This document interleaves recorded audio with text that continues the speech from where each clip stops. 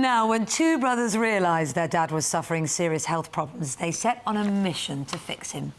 Ian and Anthony Whitington's father, Jeff, was unfit, he was overweight and he risked losing his foot due to type 2 diabetes. So they set him a series of fitness challenges and even recorded his progress along the way. And their film, Fixing Dad, charts their father's progress, and it was a far from easy ride. We know that he is stubborn. Because I don't enjoy cooking. I don't enjoy it. I don't enjoy cooking. How do you fix what's perfect? Fixing a stubborn, overweight diabetic is about more than just diet. It's also about changing the life that made him that way. He's changing, isn't he? Yeah. We're seeing the old Jeff.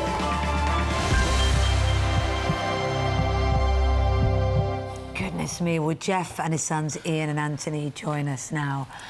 Look, you know, what did you think when your sons, the boys you used to tell what to do, suddenly came to you and said, Dad, we're now in charge? Well, I just, at that time, I didn't know, you know, I'd been given a lot of bad news about the way things were going, and I was just lost. I just didn't know what to do next. And basically, I told the boys, and they took it on. They just took over from me. So in theory, was it your dad coming to you and saying, I'm not sure how to turn this round, that got the two of you thinking? It wasn't really. I mean, Dad had sort of voiced it in the past that, you know, what was going on, but it was really the threat of amputation that really spurred us on. And we, in the end, realised we'd probably, in ourselves, left it a bit long.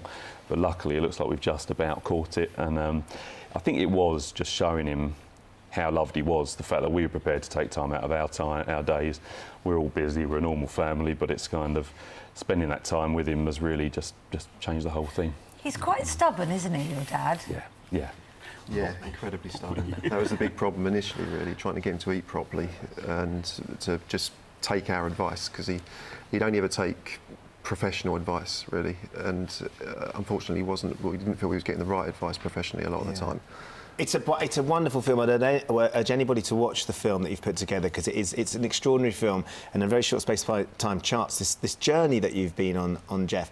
You know, when you look back, can you believe that you'd let yourself get so ill and so unhealthy? Well, the fact of the matter was, I mean, it's over a 40-year period. You know, literally, my work and lifestyle at the time was just eating absolute rubbish, basically, nearly all the time, drinking far too much, and I knew what I was doing. And I was being told, even, you know, by the medical profession, yes, if you change your diet, things can change. But you don't listen. You don't really take that in. And it's not until you take control of it yourself. You've got to. But I think a lot of people identify with you in that, because you were working incredibly long shifts, weren't you? That's it's right. very hard to get the motivation to cook healthily when you get home from that. So you had to change everything, really, didn't you? Well, yeah, but what the boys made me realise, it's not a massive instant change. It's small changes that make the difference. And exercise. The biggest thing for me was exercise, getting out on a bike and riding, and I absolutely love it. There's some lovely footage, Anthony, of your dad. I'm not sure who's pushing him initially, and pushing him as you're running along, and then clearly your dad's got so fit that you're then on the bicycle, and then at the end of the film you're racing each other. Exactly, this is it. Yeah, it's so tangible, that progression. He's really, you know, I was out there running, waiting for him at the tops of hills while he cycled up, and yeah, now he's on my tail all the time, even on the bike. So it's been massive, and he completed the Prudential 100 in August as well. 100-mile bike ride. I think setting goals has been a really important part of it, and making the film has really been key. I think Fixing Dad, making that a very sort of relevant and socially engaging film has been important. And has it worked? You look great. I mean, how is the diabetes now? Well, basically, I've lost virtually 6 stone. I'm still on the go, but yeah, I've just been told I can come off my final diabetes medication for a tester period, but it looks very good at the moment. And my aim now is to get rid of all my other medication, which is blood pressure pills and cholesterol pills. I'm just aiming to be completely diabetes free, which is, I'm being told, we're going for a survey. And it's critical we refer to this as type 2, because it's obviously not type 1, it's a very different illness, but then 85% of sufferers are type 2, and so it's very, very relevant to a lot of people's struggle out there now.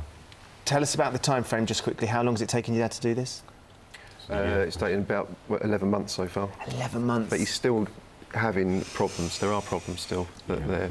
But you'll get there. I It's a long way. sense you're going to get there. It's brilliant. Lovely to speak to you and hear your story. Thank you I'm so sure you've much. inspired many Thank you. others. Thank you. Brilliant. Yeah, Thank I hope very you much. have. You've not quite fixed Dad yet, but there's no doubt he's going to get there in the end. It's a really fabulous They film. won't leave me alone, so. You got no Do you know, I choice. was watching it just thinking about my dad as well. My dad's relatively healthy, thinking, do you know what, me and my brother could do something like that if we needed to. I think that's a really Yeah. I think galvanising. that's the aim, yes, try and get more and more people thinking like that. Brilliant. Thank you. Thank you. Thank Thanks you. very much.